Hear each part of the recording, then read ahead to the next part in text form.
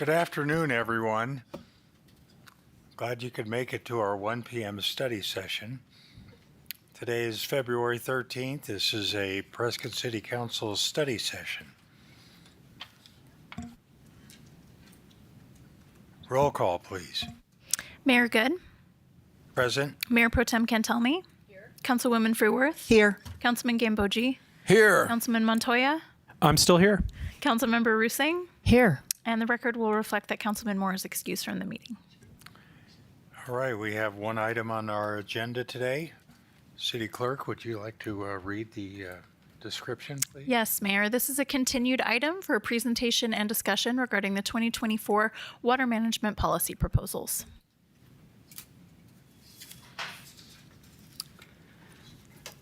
Good afternoon, Council and Mayor. I'm Brian Reese. I'm the Water Resources and Environmental Services Manager for the City of Prescott. And for you today, we have recommendations for the Mayor's Commission on Water Policy and Review. As you may remember, we started this conversation back on study session in January 9th, but we ran out of time, so we'll be continuing today. I'm going to go ahead and start from the start, just so that we have some continuity with all of the council recommendations. But I'll be brief at the beginning. Plus, also we had some discussion before our time ended last time, and I want to make sure that that I hit some of the points that were discussed, so that we can roll those into the presentation today.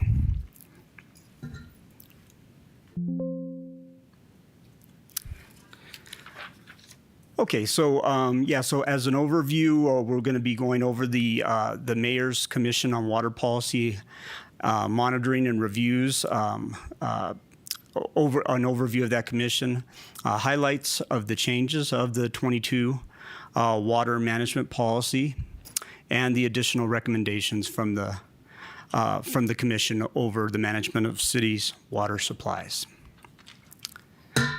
Real brief, Mayor's Commission on Water Policy Review and Monitoring, established in May of 2022, consisting of eight members, with the purpose of a review and monitoring of the city's updated water policy adopted by council in April 26th of 2022. Commission roster, Chairman Jim Lamerson and Vice Chairman Bob Roker, and members Gary Beverly, Michael Taylor, Pete Krupnick, Jillian Haley, and Gary Warub. Staff liaisons to the commission, Leslie Gracier and Mary Kay Wyson, and Council Liaison Mayor Good. And I just wanted to take just a brief second to thank the commission for all the hard work that they put into the last year and a half to coming up with these recommendations to help the city try to improve and be more efficient in its water policy and handling of its water resources. So study sessions with updates on the commission's finding were held on the dates as shown, and the commission's overall findings were stated on October 17th and November 21st of 2023. Their first recommendation is the recommendation the city continue with the 2022 policy, as it is more effective than the 2019 policy for managing finite water supplies. However, it should remove or correct any language that the city doesn't or can't actually act upon. Some policies don't have clear procedures for staff and the applicant, so they may need to be removed until such time the procedures are in place and can be enforced fairly. Second recommendation, a long one, but the city should begin the process of developing a long-term water management plan. So a long-term water management plan would incorporate stormwater supplies, groundwater pumping offsets, sustainable practices, and a lot of other things to create a framework for the understanding of current and future water supplies. This document would also help to guide the city from one leadership group to another in terms of water policy and strategies, so it's important in that aspect. The commission suggested and recommended that our update that we're presenting today be a bridging document that would allow the city to maneuver through continue with its water policies as important things are happening, such as the modification of our DNO, the updating of a general plan, and the establishment of this long-term water management plan.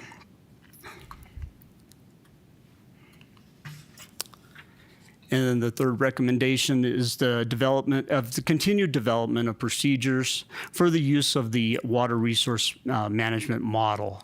So this goes hand in hand with the creation of a long-term management plan, because you need your modeling and your ability to analyze data and use it to your best effect. So that kind of concludes the three key findings of the commission.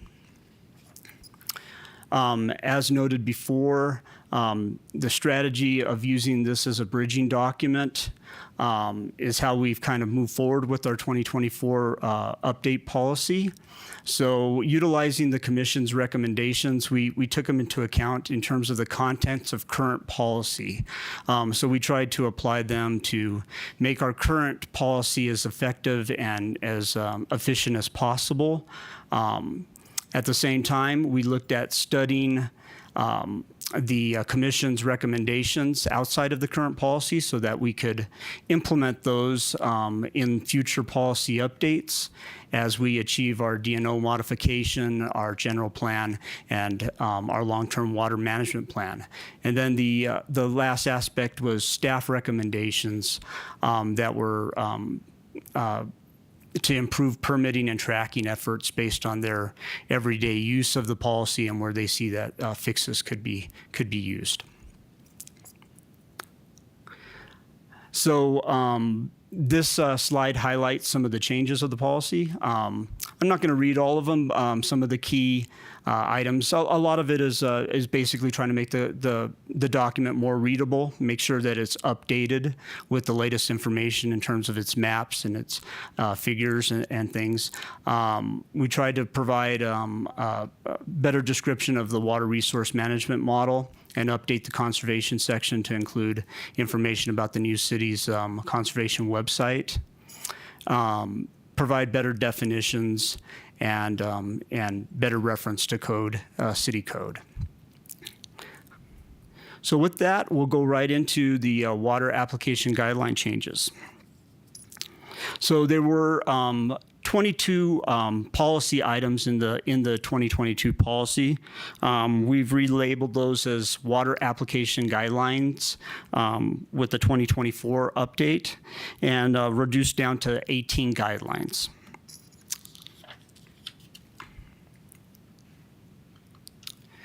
So we made it through policy number 1 previously. So in a nutshell, the policy, the determination of, or the requirement of a water service application was based on the requirement of a formal site plan submittal. And that was found to be a bit problematic with a lot of projects that didn't necessarily need a formal site plan, having to go through the P&Z commission and having some confusion on their part, additional cost with the effort of trying to put a site plan together. So the recommendation is adding this new language that in conjunction with the formal planning project to be reviewed by Planning and Zoning Commission, Board of Adjustment, that in the event the project scope does not require planning application per the Land Development Code, then the water service application submittal package shall include a basic site plan if exterior improvements are included in the project scope, or a basic floor plan to be reviewed by city staff. So the this will help us get through that those difficulties with going through those commissions when not appropriate, but yet. Councilman Gambogi had a question. Yeah, Brian, you say Planning Commission or Board of Adjustment. Does that suggest that at sometimes it should go to the Planning Commission, other times it should go to the Board of Adjustment, or does somebody make that call? Yeah, I think as they're going through the planning process and working through the required the required board or the required procedure, excuse me, will be utilized. However, if it is just a water service application that has to go for the purposes of the water service application, if none of those commissions or steps are needed, this now provides the ability to go through with just the water service application and still provide some basic information so that council and the water issue subcommittee can understand the contents of the project when making the decision if they want to approve the water service application. Does that make sense? I'm trying to understand. You could go one of two places. How do we decide, or who decides whether it goes to the Planning Commission or the Board of Adjustment? Yeah, I have Chelsea here with me, and I will go ahead and let her talk through that process. Yeah, I think, Chelsea, an example might help. Absolutely. So to not Commissioner, Council Member Gambogi's question, whether it goes to planning and zoning or to Board of Adjustment depends on the needs of the particular project. So what this would effectively do is for those projects, and I apologize, Chelsea Walton, Community Development Director, for those projects that do not need to go to planning and zoning or the Board of Adjustment, say for, last year we saw a project that was interior only, that was just over the acre feet per year that triggered a site plan. Well, this particular project was an interior renovation. They did not need to do a site plan. So an extra step, an extra expense to the project for creating a site plan, going to planning and zoning, who said, why are we looking at this? Nothing is changing exterior. So that's what this seeks to rectify. But whether it goes to planning and zoning or the board just depends on the applicability of the LDC for that particular project scope. Does that answer your question? Wonderful. Thank you. Oh, Councilman. Council Member Rusing. Thank you. I have another question now. Are we talking both for residential and commercial applications with these changes? Yes, Councilmember Rusing, it would be for either of them. Okay, and then is it still going to be limited to the 1 acre foot per year? Or I think this new policy will have 1.5 acre feet a year, so it'll be still limited to 1.5 acre feet a year unless. Yes, correct. Okay. All of the other requirements still apply. It's just when it comes to requiring the site plan to go through a public body, that's where the difference is. Okay, all righty. Thank you. Thank you. And I would also recommend that we have consistent descriptions here. In the water policy, we use the terms residential and non-residential, because all commercial are non-residential, but not all non-residential are commercial. Okay, thank you, Chelsea. Okay, so yeah, so that is the basic revisions to guideline number 1.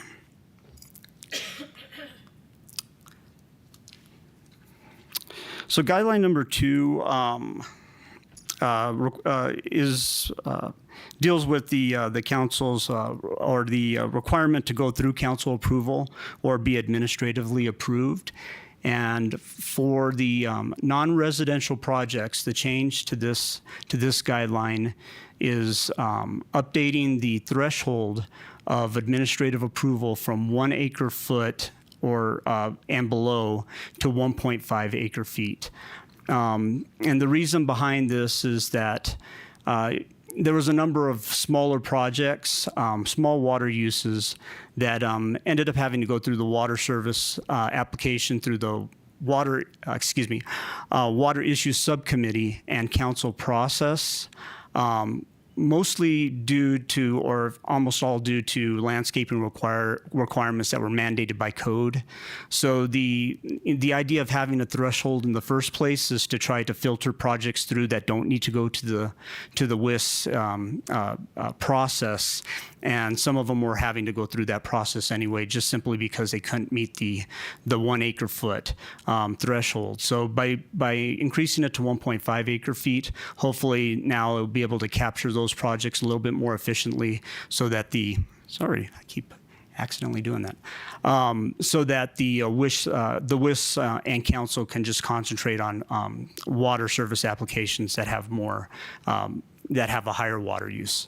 Also, reference to pertinent code 9.1.10 was added in there just for reference.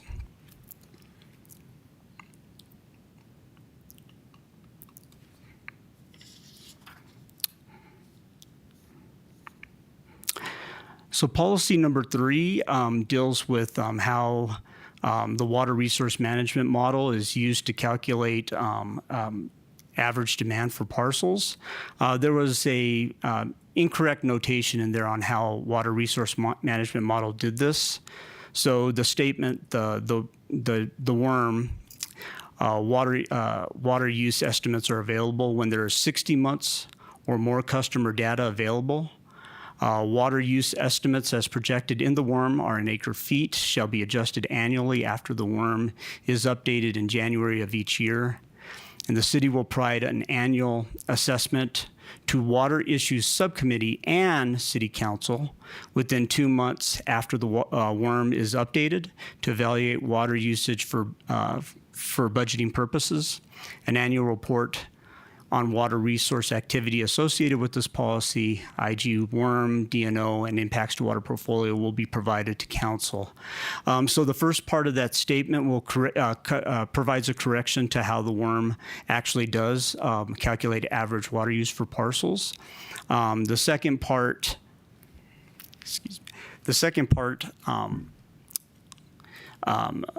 provides the time frame for providing an update to the WORM of 2 months, and also an assessment to council on the data that the WORM has that could be derived from the WORM. So that seems to be a reasonable time period, as the WORM is a rather large model. It takes a little bit of time to get through and to update. And then the third part is providing this annual report on water resource activities to the council. I think this is one of the things that we're trying to strive towards, is getting the WORM used more effectively, and then deriving the data out of it so that we could provide council information on what we're seeing with its use.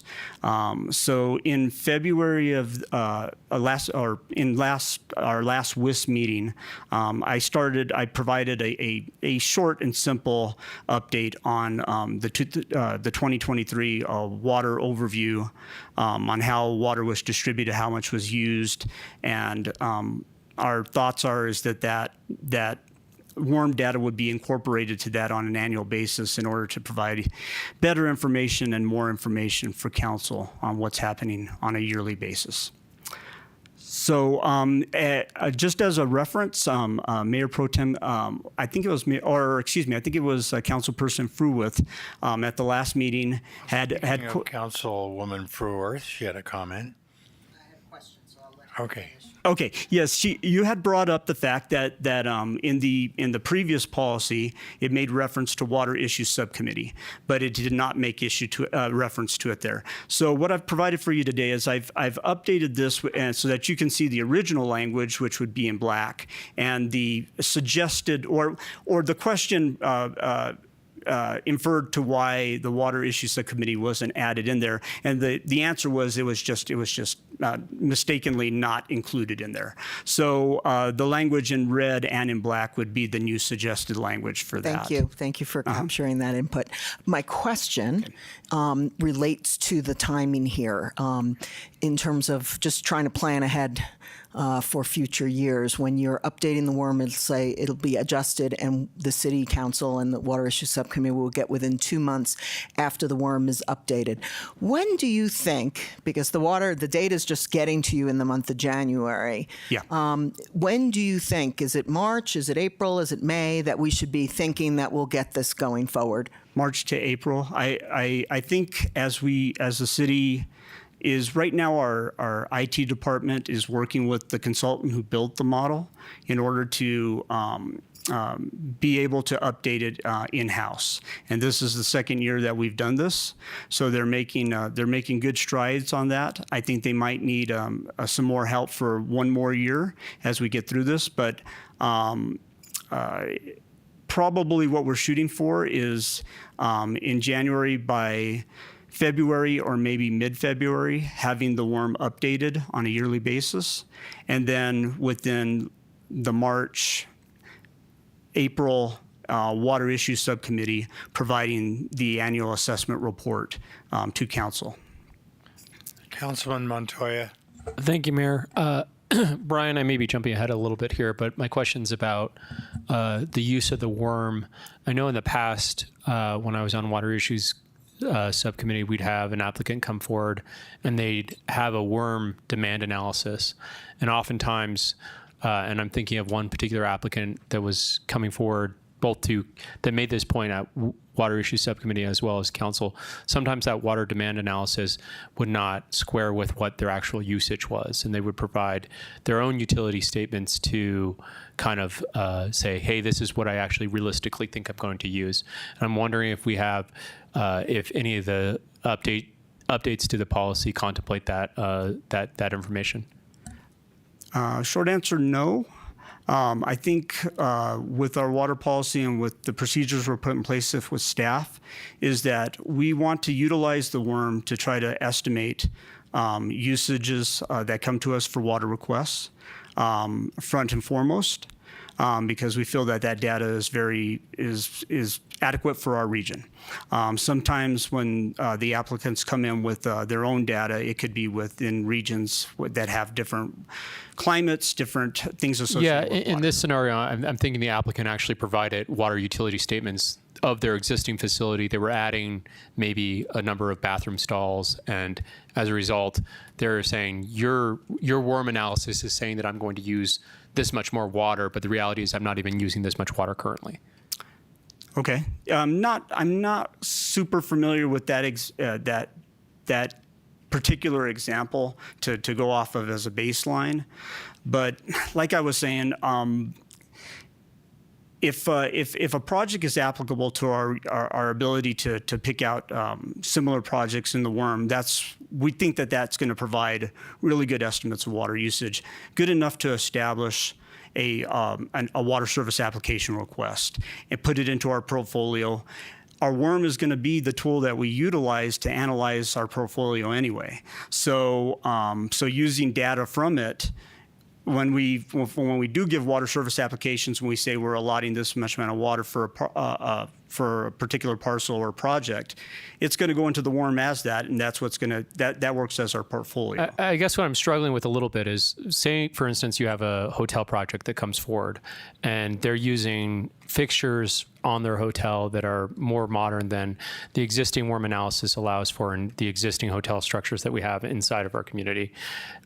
It would seem that we would want to give them forbearance, and in my experience, we have given them that forbearance to say, well, if you reasonably believe that you're going to use less water than what the WORM is saying that a hotel uses that is more than 20 years old in construction and hasn't updated their fixtures, that seems like a reasonable forbearance to give. And I agree that is. I don't think anything in the policy precludes us from, if we're having a conversation with an applicant and they bring something up to this in this light, and they say, we want to provide our own estimate and we'll have a civil engineer stamp it.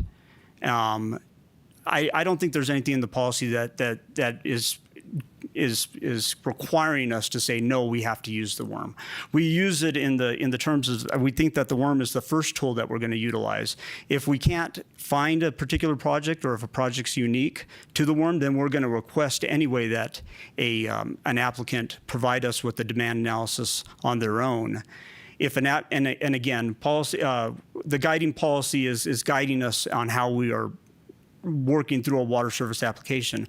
But if an applicant come in and said, we have a unique project and we're using these unique fixtures and we think it's going to save water, I don't think anything in this policy precludes us from receiving that demand analysis and working with that applicant based on that, as long as they can show that they're going to utilize those items and ensure that that type of water savings is really going to come to fruition.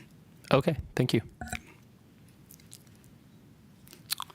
Okay, so moving on to policy number 4.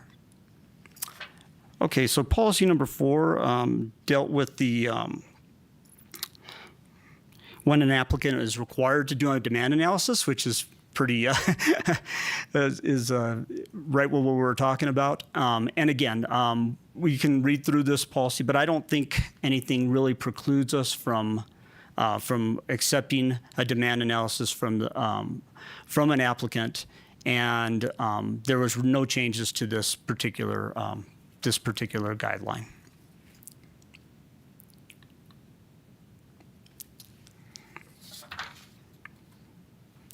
Okay, so guideline number 5 deals with when a cost-benefit analysis is required for a project. And we had some discussion in our last meeting on this one also, prompted me to kind of create the red text here to try to make things a little bit clearer in terms of what we were trying to update with this guideline. So the city may require a cost-benefit analysis for any project at the applicant's expense. However, cost-benefit analysis will provide the most useful information for large projects that exceed the total water budget for any budget period, and for projects with many users or large industrial and commercial usages. So basically, there's not a lot of change to this guideline. What we did is we added some text to try to provide some guidance for when maybe a cost-benefit analysis would be most appropriate. In our general thinking is that the cost-benefit analysis is going to be beneficial when a project is using a lot of is a large water use, and it needs to be determined of whether that water resource that we're providing is going to be equalized or exceeded by the benefits of the project that is being proposed. So that's really, I'm sorry, I keep doing that. That's really what we would try to define with this, with a little bit of verbiage in here to contemplate that. Councilmember Rusing. Thank you. Would this be helpful in like an appeal?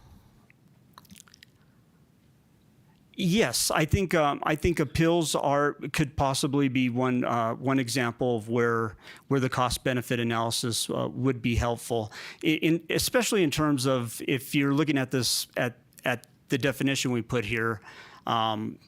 Large water user would probably have to go through that appeals process.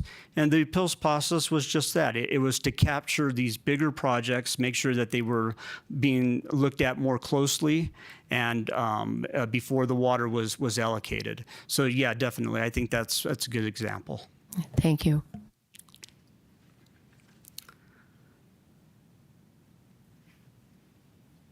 So moving on. Guideline number 6, again, we went through this one last time. So this was mostly just to clarify when a water service application will expire.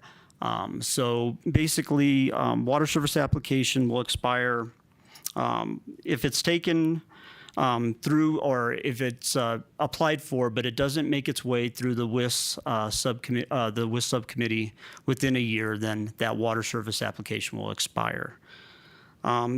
If it is approved through council, but doesn't make its way through. Mayor Pro Tem.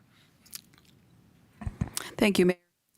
I did want to mention, thank you for changing this. I did get, after the first presentation, several calls from a few builders about this clause that could cause a ton of problems. Since then, I talked to our city attorney and Tyler about it, and I think it's just so much better this way, because the thought that we would actually go out to a construction project and take away their water permit when they're halfway through it because they're waiting for materials or whatever would be not good. So thanks for changing that. No problem. No problem. We evaluated after our last discussion. Staff sat down and looked at it, and we made the determination that yeah, the changing of the timing. So we're talking about the timing now after the project has received a permit and is going into its construction phase, that it would be appropriate to utilize the term start of construction instead of completion of construction. I think that's appropriate for what we're trying to do with this policy.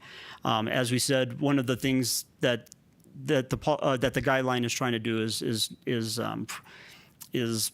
reduce people sitting on water, gaining it through the water issues subcommittee, and then sitting on it till it might be more valuable, or they think it might be more valuable for their property. So, again, showing in red the suggestion that was made at the last meeting for the whole of the council to look at and evaluate and make sure that everybody is happy with that language. But just to reiterate for everybody out there with projects in construction phases, we are not in any way going to come and take away their water allotment if the project has already started the construction project. Yes, so as the guideline is written there with the red, that would be right. Thank That'd you. be correct.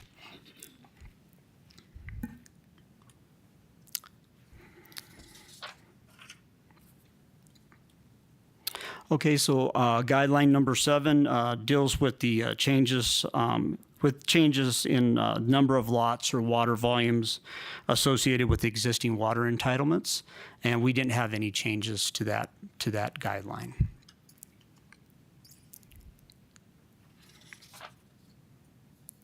So policy number 8 deals with projects in redevelopment. The updated guideline says that if a redevelopment project is proposing to use less water than the previous development, then a water service application would not be required for that project. So previously, I think it might have been thought that a water service application might be helpful in evaluating these redevelopment projects, but in reality, we utilize the water resource management model. It has the water usage, and it's taking average usage over a period of time for every parcel. So if a parcel comes in and redevelops and is using less water, it will be accounted for over time within the water resource management model. Also, from any time for a certain period, the water resource model might be overestimating water usage, but that just gives us a buffer within our allocations and pertaining to our portfolio and our DNO. So it doesn't. Woman Fruworth. Thank you, Mayor. Brian, I was trying to understand with the change, if the property is, it says resulting in less total use, you will not require an application. You dropped that these would be reviewed and tracked administratively from the proposal, but it's the very next sentence is what causes me the alarm. Okay. In the event, let's say the example that Councilman Montoya brought up earlier, somebody says it's going to use less on an existing hotel. I'll just change your story slightly. But ultimately, somebody decides along the way they really love this toilet bowl fixture. That's what they're going with. And now it's using much more. How are we going to know to look at the worm on that project if we haven't administratively tracked it and check in a year from now to say, whoa, wait a minute. It's the loss of the administrative tracking is I guess where my concern is, that we get a chance to learn all the time every year once the worm data comes in. Well, we'll still be administratively tracking through the permitting systems software system. So we'll have a reference to this redevelopment project we won't make them go through a water service application separate process. They'll still have to go through the normal processes to get their permits pulled through there. As a part of that procedure, our permitting group is going to have to determine whether they're going to, are they using more water? Because if they do, then they're going to go through the water service application process, or will it use less water? So we have a standard operating procedures that will show them how they make those determinations. So from a tracking standpoint, I think we have everything tracked. In our annual assessment to council, redevelopment can easily be one of the items that we assess at that point in time, and then we can go back into the WORM and we can look at those items and make sure that water is falling where we think it's falling based on how we have it defined within our portfolio. That would be a wonderful addition. I just want to make sure that we're constantly learning and constantly improving. Agreed. Okay. 100%. Councilmember Rusing. Thank you. Brian, I was just looking at this. In the event the redevelopment requires more water than its existing use, it may apply. Can we change that to shall or must? Because may kind of makes it sound like it's optional. Thank you. Yes, agreed totally. We will change that wording. Mayor Pro Tem. Thank you, Mayor. Brian, is there an accommodation in here anywhere for some of these adaptive reuse projects? What happens if they reduce the consumption on the water allotment that they already have, but there's a future plan for more? How do you handle that?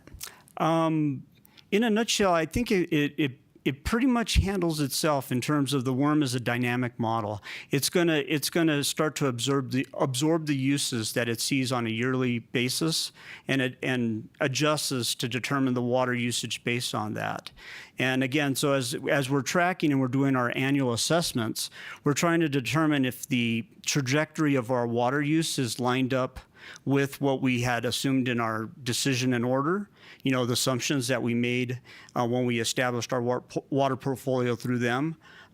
Make sure that it's lining up with a long-term water management plan when that is developed.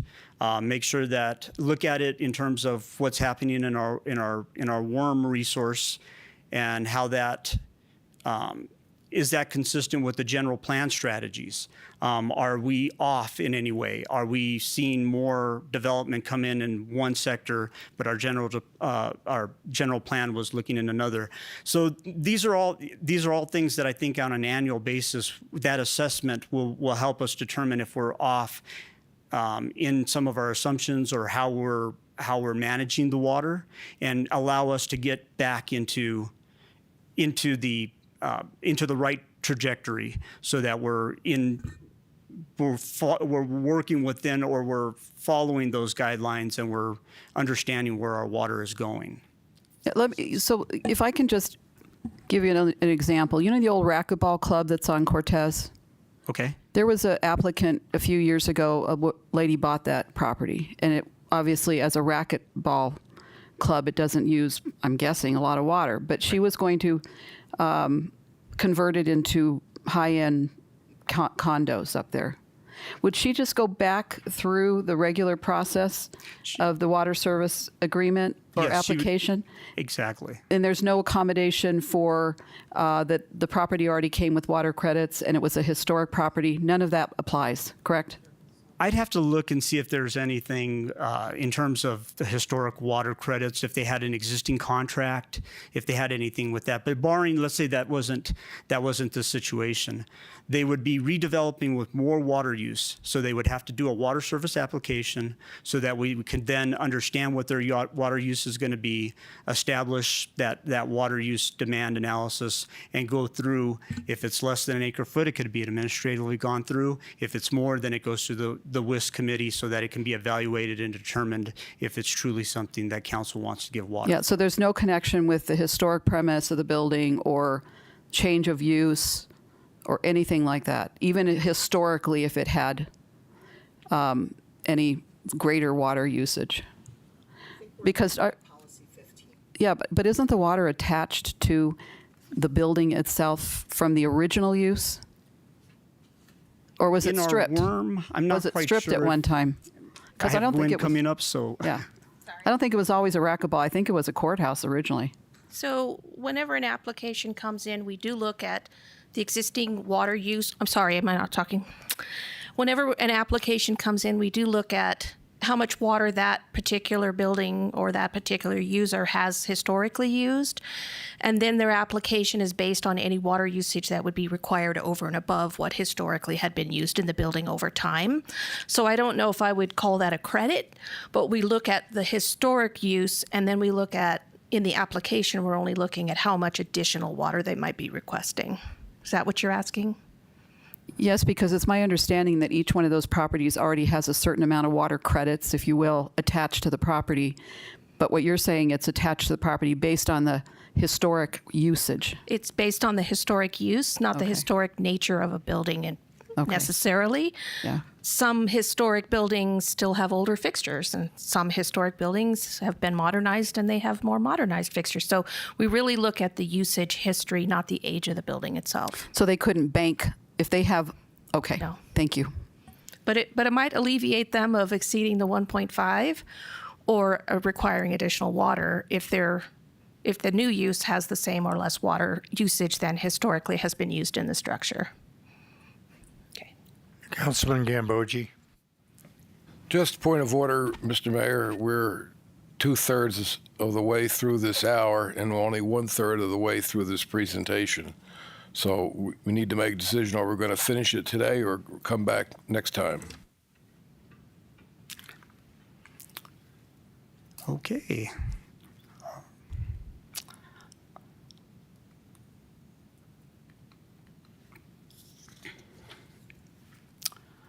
Okay, guideline number 9 deals with properties and existing contracts, and there has been no changes at this time to this guideline.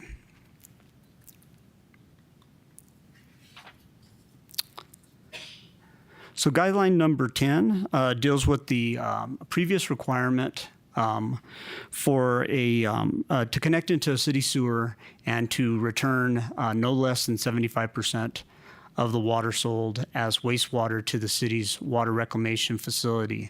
So with the 2024 policy, we removed that statement simply because we have not the ability to monitor or to track or enforce whether 75% is returned to our wastewater facilities at this point in time.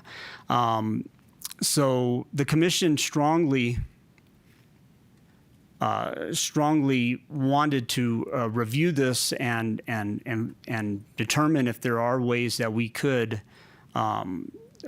develop procedures to ensure the 75% return flow.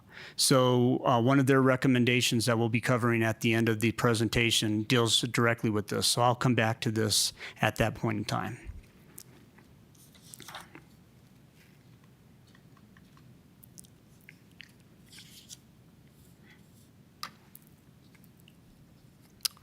So guideline number 11 deals with residential and non-residential budgets.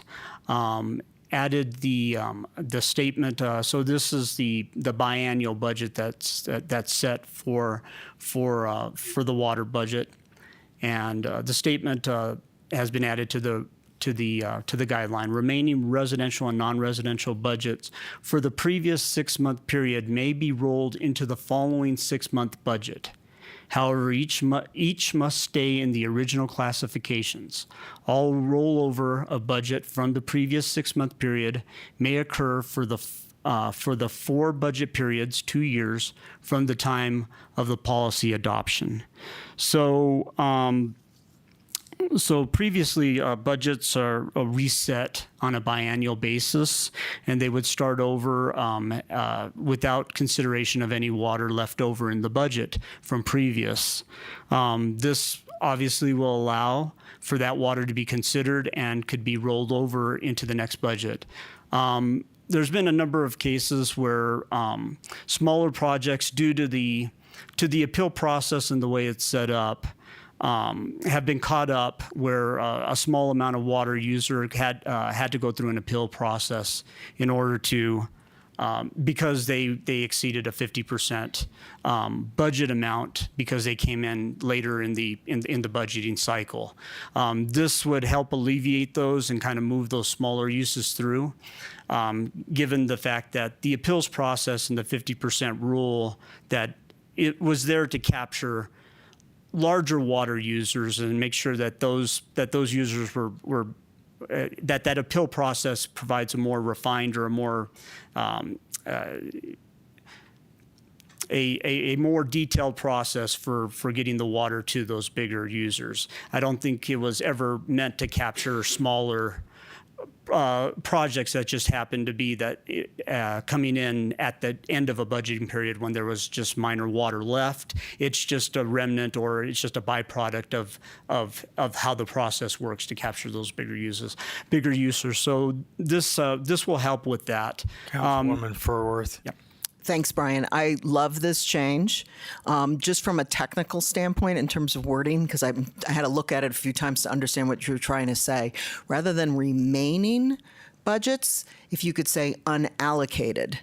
So it wasn't allocated from the previous budget and it'll get rolled over. Just to be crystal clear, what does remaining mean? And once I figured that out, I went, oh, this makes total sense to me. So just a thought of a word to Okay. help. Yes.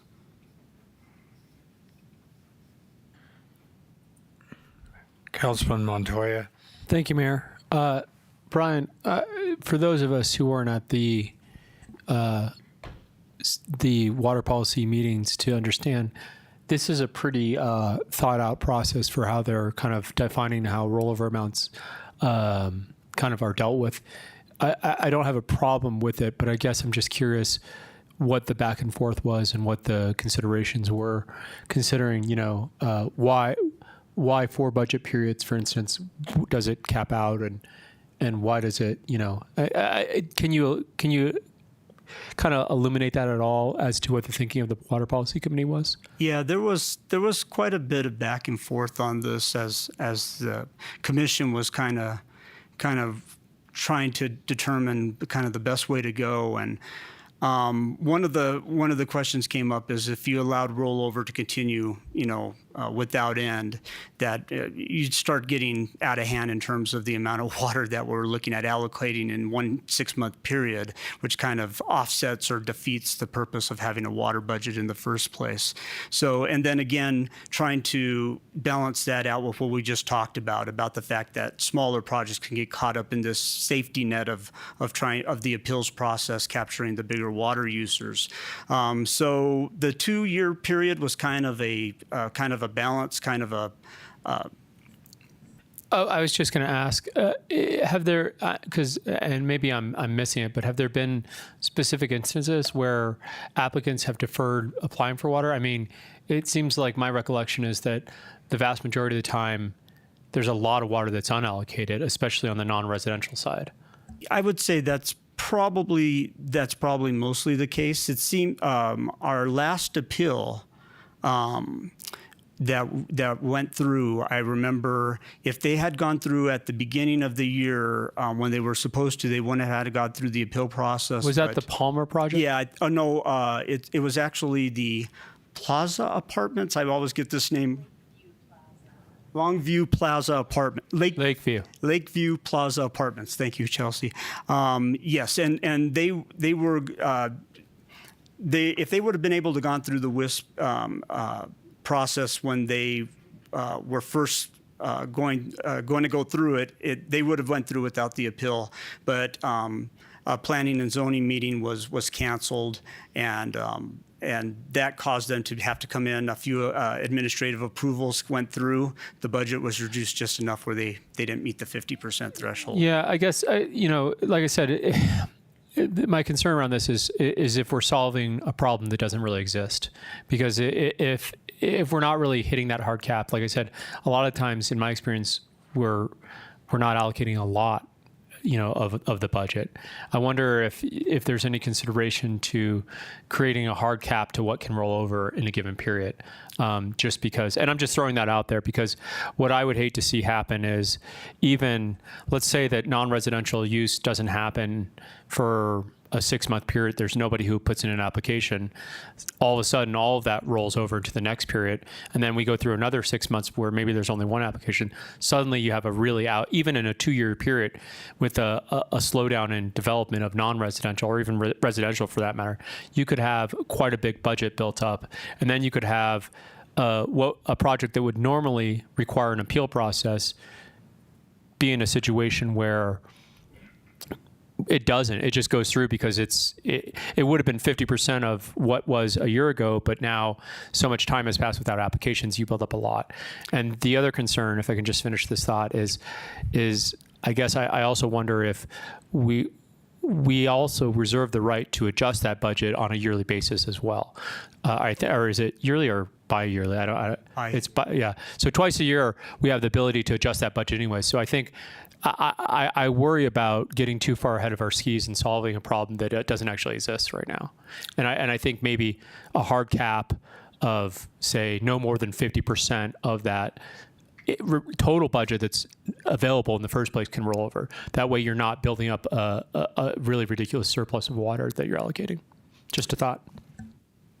The suggestion is fine. I think it's a matter of whether council would like to approve the recommendations based on that suggestion. And if that's the way council would like to do it, we could definitely write it up for to have a 50% limit or whatever council thinks is reasonable.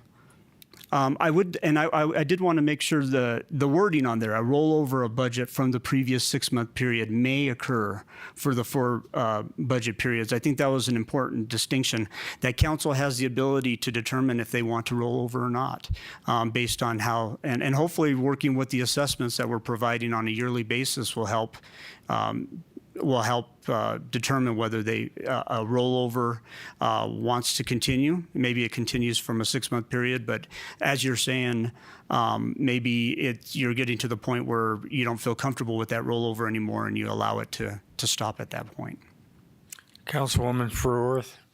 Yes, Brian, I just in responding to Brandon's point, if we're going that long without a lot of development going on, I see no reason when the peaks and valleys of development processes why we would put developers through going through an appeal process when we haven't given water in a long time. So I'm fine with this. I love the fact that you said may, because we could make a decision to change that. But honestly, the fewer people that have to go through the appeal process, honestly, the better. Smaller government is good. Okay, so does council have a recommendation? Yeah, sorry, Brian. I just want to, when you said that may part, it alleviated a lot of my concerns. So I think now that I know that it's a may, we can kind of, that gives us a little bit of more forbearance to kind of decide it. So I think my concern is a little bit moot in light of that. So thank you. Okay, well, thank you.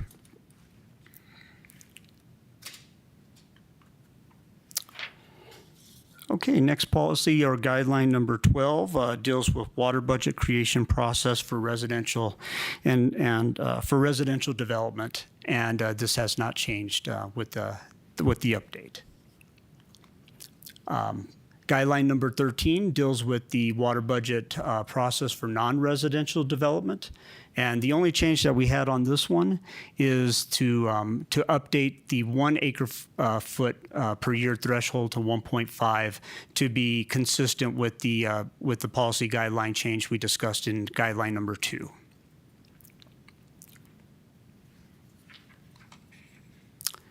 Okay, so guideline number 14 deals with the appeals process. Councilwoman Fruworth.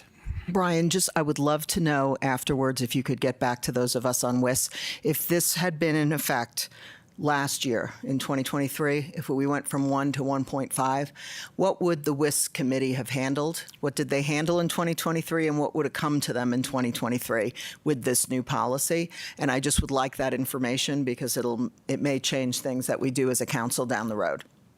Okay, no, that's no problem. We'll definitely get an answer to you after this meeting. Okay, so guideline number 14 deals with the appeals process, and I apologize. on the left-hand side of the screen, 2022 policy, after the last paragraph, there should have been the additional sentence there, which is within the policy, the current policy. If City Council grants an appeal, the amount of water generated in the appeal would not reduce the remaining budget for that 6-month period by a commensurate amount. So that's a sentence that's in the actual policy. That sentence has been replaced with the sentence that's in yellow on the right-hand side of the screen. If the City Council grants an appeal, the amount of water granted in the appeal would be included in the annual water assessment to City Council. So this is another one that the Mayor's Commission grappled with quite a bit. There was discussion about, well, if an appeal is granted, it should be removed from the water budget in the sense that a water budget needs to have some type of bounding guidelines to it. But on the other hand, the appeal process itself is based on the fact that we're going to have large water requests come in, and some of those are going to be warranted. They're going to provide benefit to the city, and if you give all the water out in those, then you're going to. I swear, I did not even have it in my hand when it did it. So. But again, that it's not meant to be a punishment for smaller administrative, smaller projects to not be able to move through water because a larger project that was felt to be a benefit to the community was pushed through during a budget cycle. So with that, we decided to replace it with this statement where we basically say that those appeal process will be included in the annual assessment so that we can give council the information on how appeals are going, how much of the water allocation they're taking up. Are they taking it up in residential or non-residential? And again, trying to provide information. That way, if it is determined at some point that policies need to be revised in some way to account for this, then the information is there and we can proceed as needed. And it also allows public input and comment when that annual assessment is presented to the council, because otherwise it would just be kind of a hidden previous appeal that wouldn't really be known to the overall residents.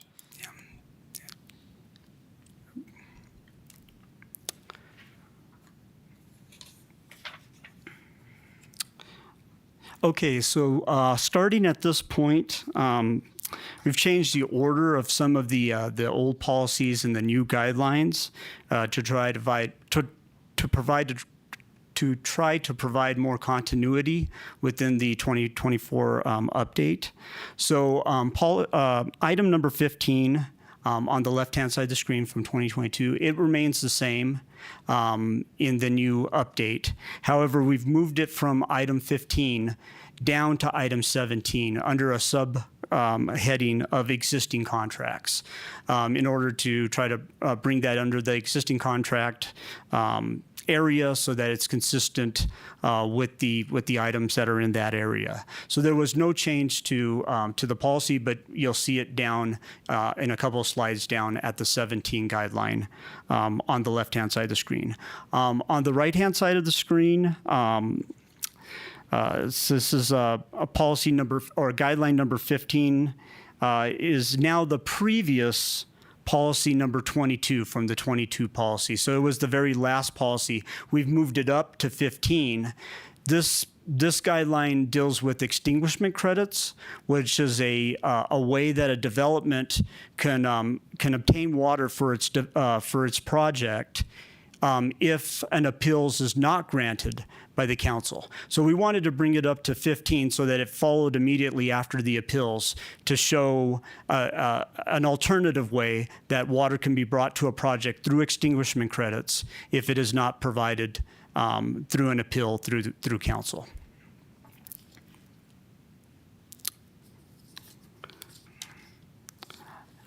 So item number 16 on the left side from 2022, this has been eliminated in the new policy. with the guideline number 6, which illustrates when water service applications will expire clearly. And as far as existing contracts expiring, to keep the water in the portfolio, the water will be kept in the portfolio. Our portfolio is our water resource management model now. It is in the portfolio. As it expires, we can keep it associated with a land parcel, so that so future development of that parcel is considered, and we're not missing that. So everything is basically handled through the water resource management model, and there is no really extracting water out from a contract into a portfolio anymore. It's not the way that we're really handling it with that model. So there was really no need for it anymore. On the right-hand side of the screen for guideline number 16, we added this simple guideline: single-family residential lot with a platted subdivision are not required to submit a water service application. Sometimes staff was getting hung up in the old policy. These single lot subdivisions that are already within groundwater subdivision or within a large project that has a final map or a final plat. So the water's already been allocated. It's in an existing contract somewhere. And but it was falling through the cracks that there was nothing in the policy that said that they didn't have to go through a water service application again. So this just gives them the ability to reference a guideline that allows them to move these through without having to go through a water service application. Councilmember Rusing. I have one question about that. Yeah. So what if somebody had, like, say, 10 single-family residential lots, and they joined them all together into one big lot? Would they still have to go through not have to go through the water issues subcommittee if they were like going to put an apartment complex on it or something to increase the water usage? So that particular guideline, excuse me, let's go back, is only for a one single family residential lot specifically. So they would not have to go through a water service application process, but I believe the example you're talking about would have to go through the water service application process and probably have to go through some type of remapping process, I would assume, in order to do that, which would then trigger the water service application, and so that we can see what the new water use is going to be compared to what it was previously. Okay, thank you. Mm-hmm. Okay, so for guideline number 17 in the 2024 policy on the right-hand side, so this is now the original item number 15 from the previous screen in its entirety, unchanged. And it's simply, again, the heading above this 17 is existing contract, so we moved it over there so it's in the appropriate location. The item number 17 on the left-hand side of the screen, the 2022 policy item, this has now been moved down to 18. So this is pertaining to water outside the city limits. And policy 18 actually also pertains to water outside the city limits. So that number 18 right there is exactly the same on the left-hand side of the screen as it is on the right-hand side of the screen. Pertains to how water is handled outside the city limits per City Code 2-1-8. And then the essence of 17, which was the additional requirements of having a performance criteria, including a performance completion date, that was added under there so that it's all within this one guideline policy, all dealing with water outside the city limits.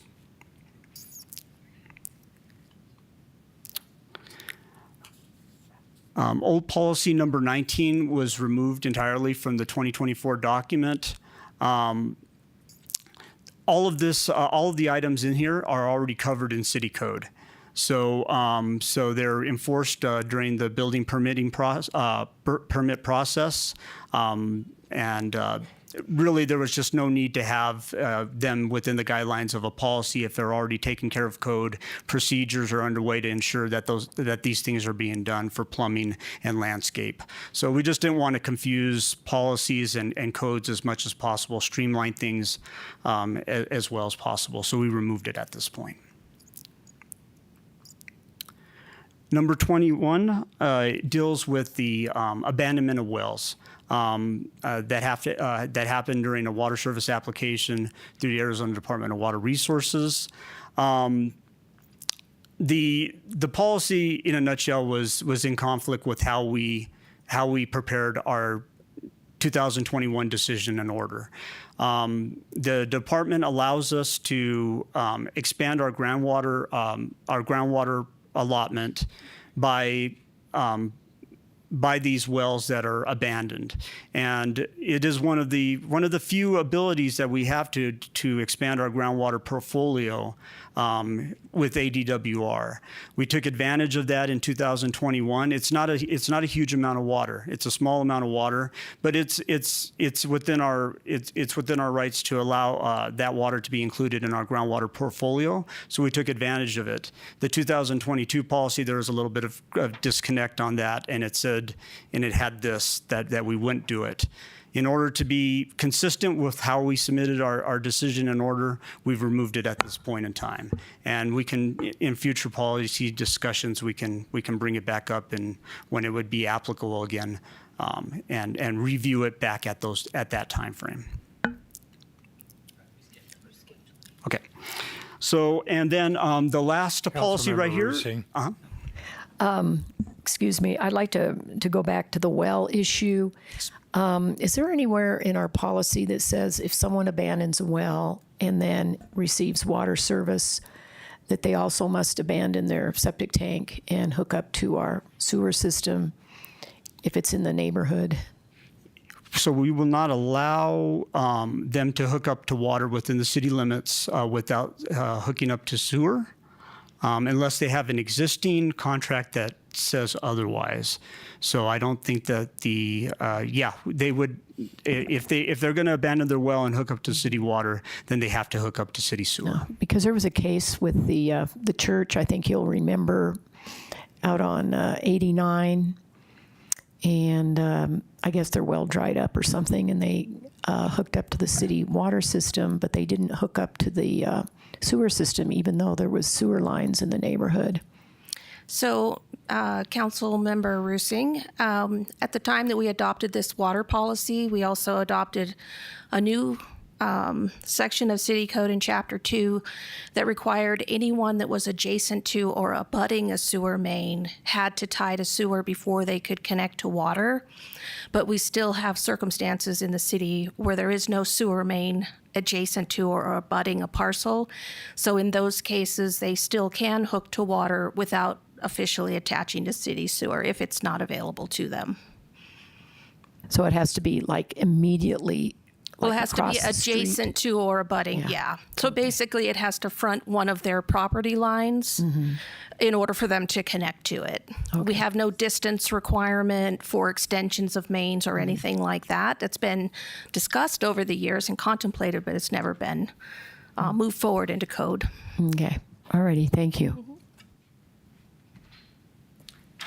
I had just been notified that I skipped 20, so I'm going to run back to that one real quick. Yes. Okay, so this was a guideline number 20 from the previous policy was an attempt to try to see if we can credit or save water between a water that was allocated for a parcel, and if we saw that the water that particular parcel wasn't using as much water, an attempt to try to conserve that water for conservation purposes. So we looked at this carefully, but again, the way our water resource management model works is that it's a dynamic model. It's changing as the water uses change. So a savings from 1 year that a project might have is different in the WORM the next year, making it extremely difficult to try to figure out how you're going to manage all of these different savings that are changing over time. at the end of the day, we removed it from the policy because really we couldn't track it. We couldn't enforce it in any way that was feasible. However, again, with the assessment that we want to provide with WORM data on an annual basis to council, we're hoping to be able to give the information to understand our water uses if we wanted to create some type of conservation pool in the future, what our abilities would be based on actual data from our water resource model. So.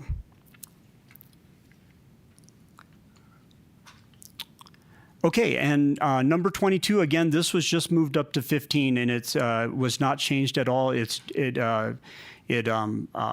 discusses the extinguishment credits that can be used as an option if an appeal is not granted for a water service application. So this will move on into the last portion of a presentation today. These are the additional recommendations by the Mayor's Council. So the Mayor's Council strongly believed that these things needed to occur. They were outside of the time frame of the 2024 policy adoption that we try to set, but they were important items that they wanted council to consider as we're moving forward. So recommendation number 1, that the city develop a long-term water management plan. So as we discussed, this is an all-encompassing plan that's going to take a lot of time and a lot of effort to develop. However, the commission said they wanted to, well, we want to know when you're gonna provide us with something. So staff looked at the time frame, and we looked at July 31st, 2024 as providing a framework or an outline of the plan that we could present to council and then get feedback on, and then move forward with doing detailed analysis and moving forward with that if that is what council wants us to do at this point in time. Councilwoman Fruworth. Thank you, Mayor. Brian, I was interested in what the commission thought, since this long-term policy, we don't want to politicize it between councils going forward, is how do you make it so it sticks? What do we have to do in our codes or our charters or was there any discussion to that point? You know, I don't recall if there, I mean, the whole point of the long-term water management plan was to, well, one of the main aspects of it was to have a plan that's in place that allows from one leadership body to another in order to give them some type of consistent and understanding. You know, for me, it's got to be a fact-based document. That's one thing. It has to be based on facts, not politicized in any manner, or as little as can be conceivably possible with a water subject. But looking at various aspects of water conservation, water usage, I don't know if the plan needs to be completely a one guiding path direction down that you have to go, but it shows you the options that you have available to you. And then combined with the data that we can get from our water resource model, hopefully that gives the tools to the council to make good decisions on water based on facts, based on actual good data, so that you have a data-driven process and not one based on just the swings of a political situation at a time. Well, I would love for the council committee to talk about how to best accomplish that, because never leave it up to politicians. If we have a way of changing it, it could be changed down the road. So it's just a push. I don't know what the best way is, but I think that's what the public is looking for, and also our developers are looking for, is to stop all the swinging of policies and get on with the path. So whatever they recommend, I'd be interested in it. Thank you. Okay. I will say, just as a quick answer, generally speaking, there's not anything you can do to make it stick, so to speak. But if unless it's a change to the charter, which is a more permanent process. Other than that, things change, laws change, codes change.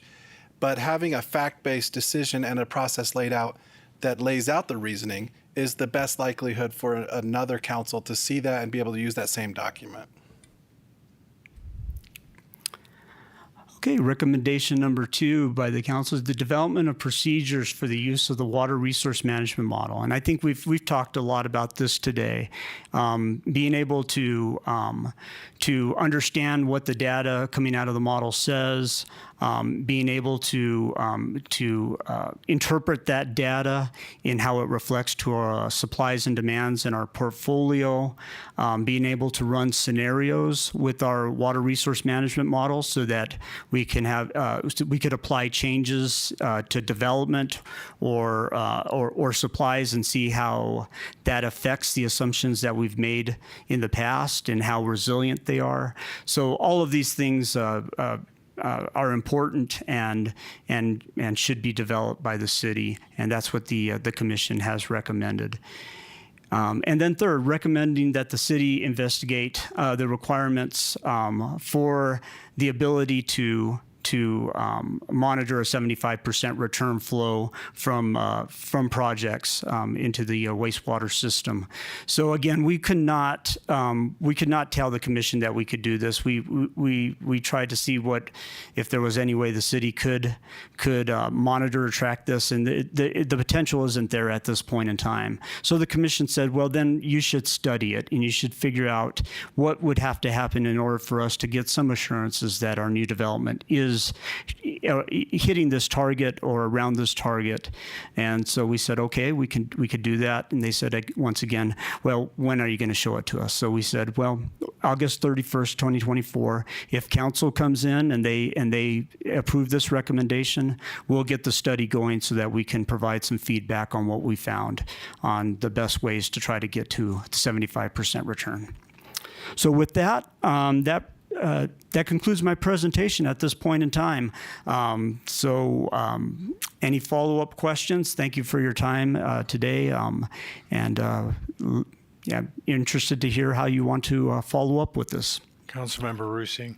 Oh, I just wanted to comment about number 1, additional recommendations concerning our, we're in the midst of doing our next general plan, and hopefully this will be included. The long-term water management plan will be one of the goals or elements included in our general plan, and also some sort of an addition about how important our regular water policy is.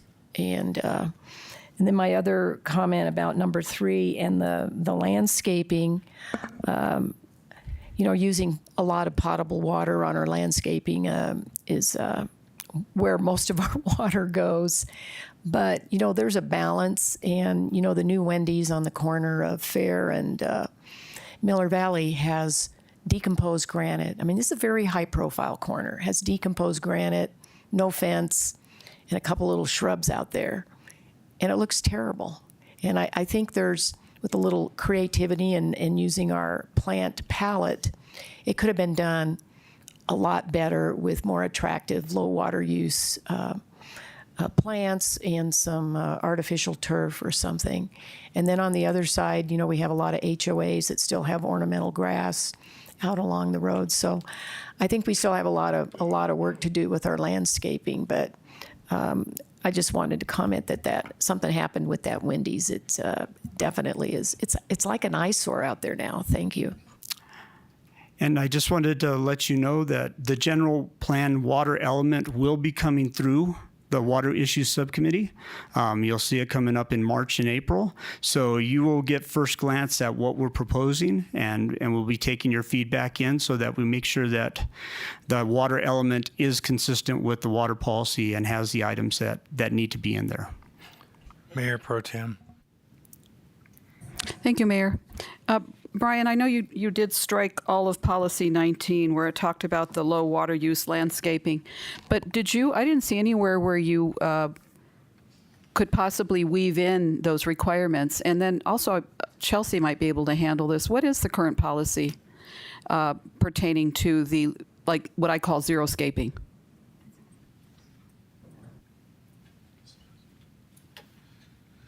Hi, Council.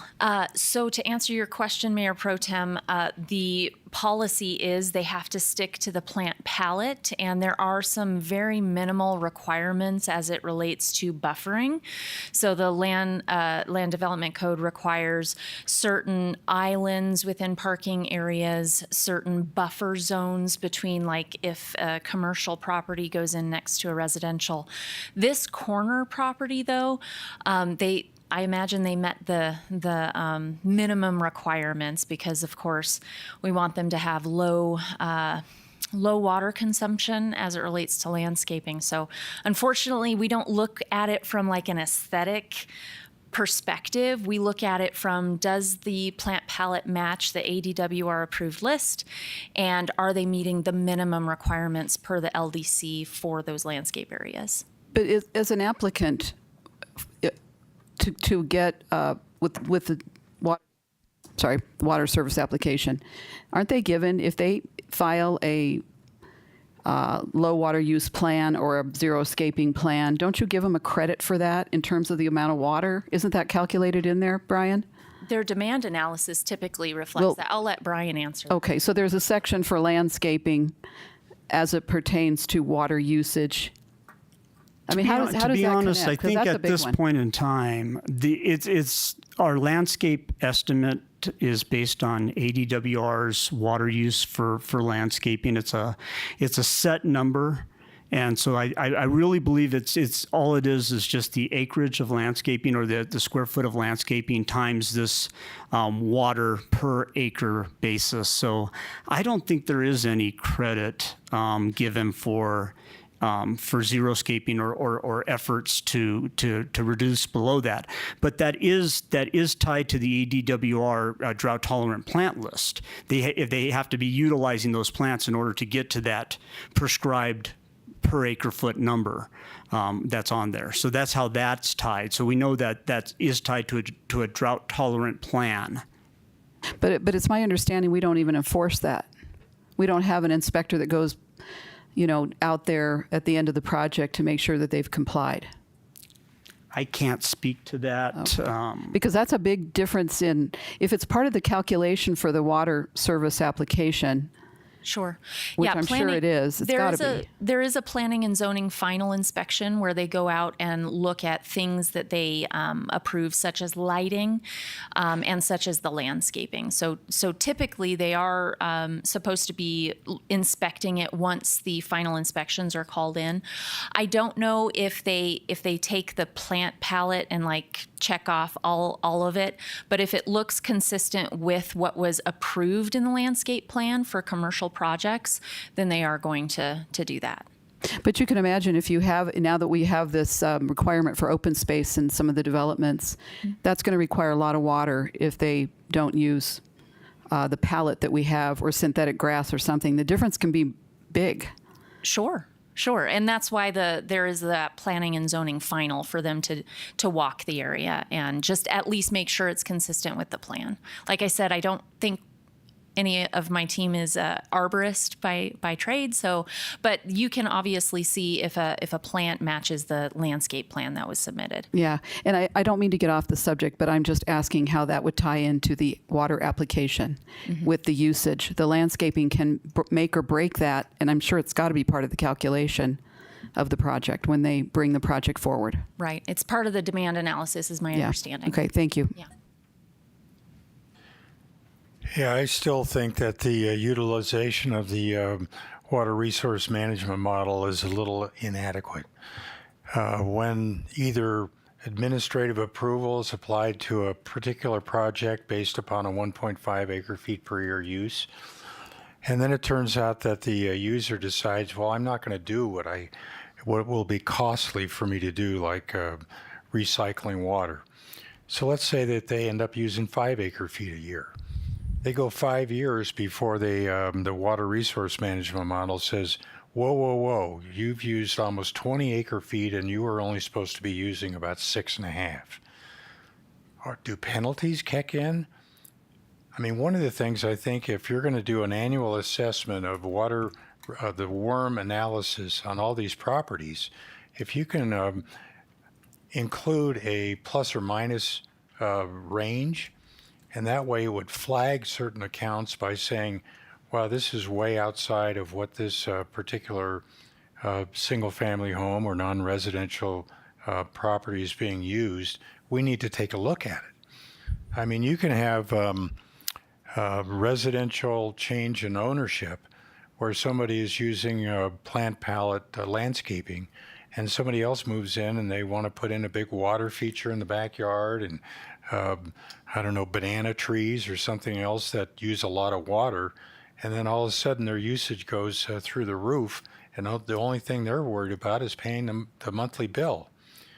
But we can't send inspectors into somebody's backyard, but we can say that if they're wildly overusing what is anticipated or approved, then we've got some justification to say, some mistakes are being made here that need to be rectified.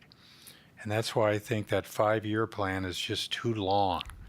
If we allow that and we expect that they're going to use X amount of acre feet, we should be able to analyze their usage a little sooner than waiting 5 years to have it kick in and then figure out either, gee, they didn't want to pay the money for the recycling of their car wash, and they just pay a bigger bill, and that's the cost of doing business.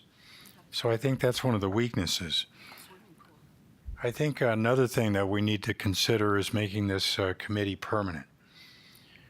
Clearly, if we're going to have long-term water management planning, we're going to have a committee that's going to be able to monitor the long-term planning once it goes into effect. We see an accelerating number of state water law bills being put into the legislative hopper. I think there's about 30 of them this term alone. And as more state water law significant changes are made, it'll impact our ability to manage our own portfolio. So I think having a permanent committee here to be able to monitor those issues would be extremely valuable. So those are a couple of my comments, and I think so far this committee has done a laudable job of refining the initial draft policy. It seems to be providing what we hoped it would provide, and I think some of the things about rolling over unallocated water make a lot of sense. But it obviously can continue to be improved. So continuous improvement, I agree with you, Councilwoman Fruworth, that's something good government should always strive for. Councilman Gambogi, do you have any other comments? No, Mr. Mayor. I think we have a public comment. We do, Mayor Ralph Hess.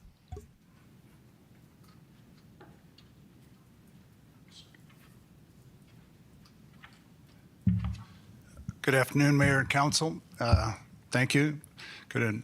I have a couple questions regarding what I believe was guideline number 7, if that could please be displayed.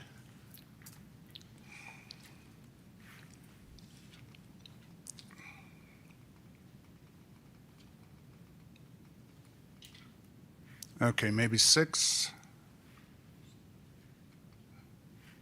Yeah. The question I have relates to the part in red.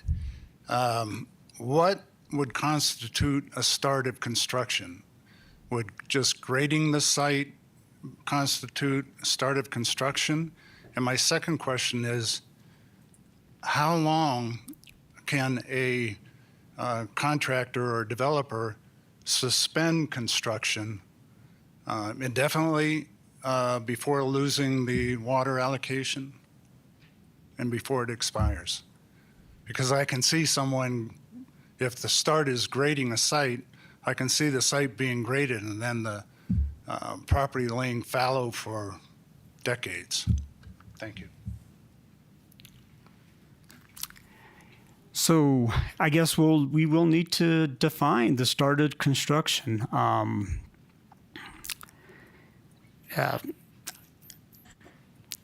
seen some projects where they try to prepare the building pad, and then they realize the massive amount of underground rock work that has to be done, and they assess that maybe this is not as viable as they thought. So they walk away from it at that time, even though they've had water allocated for the project. And even though the project began, just sits fallow for long periods of time before action can be taken by the city on, in essence, what is an abandoned project. Yeah, that makes sense. I'm thinking I'm going to need to get together maybe with ComDev and we'll have to kind of make a recommendation when we think a start of construction is defined as, and add it into the guideline. Mayor Pro Tem. Thank you, Mayor. Couldn't we just put the word building in there? Building construction, going vertical, anything. It's so destructive for a project that's been started to sit there. Once the building is up, depending upon the stage that they were to theoretically lose whatever product they're waiting for. I mean, grading, yes, technically, if you start to grade, you've technically started the project. But I think it would be more in reference to going vertical with the project, construction in itself. So maybe a building word in there could be inserted. The start of the building project. Or, yeah, well, even that's okay, but once you start with lumber and all that, it should not, I mean, most people are not going to waste all that money and let it just sit there and twist up. It needs to be, they've got to move forward. Okay, yeah, we'll take that suggestion into consideration. I would like to get with ComDev and with the building inspectors, make sure that anything that we put in here is consistent with how our permitting works, so that we're seamless and don't have gaps in the system. But we can go back and we can make recommendation to this one to define that more clearly. Yeah, because you do know that just the intent of what I brought up is really, I want to make sure I say this properly. It's really for the construction of the project itself, the building project, whether it's a home, an apartment complex, a hospital, whatever. That's when, once they've started that and they've made that kind of an investment, for us to be able to pull the water allotment away from them, if they're waiting on something after a year goes by, I just think that would be opening up a whole Pandora's box. Yeah, I think I understand your concern on that. So like I said, if we could, we'd like to go ahead and give it some thought and maybe put some recommendations in here on that definition. Thank you very much. Anthony Hamer.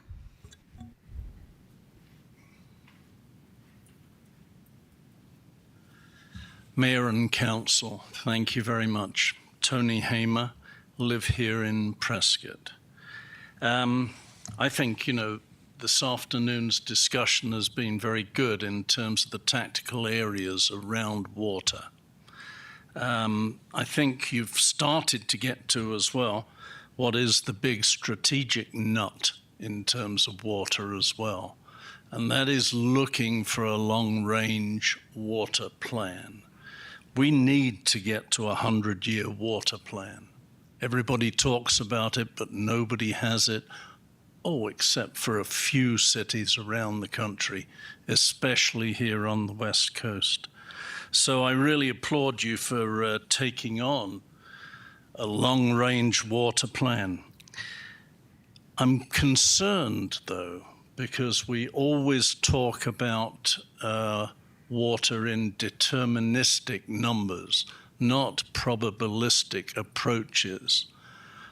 We have so much uncertainty in terms of water.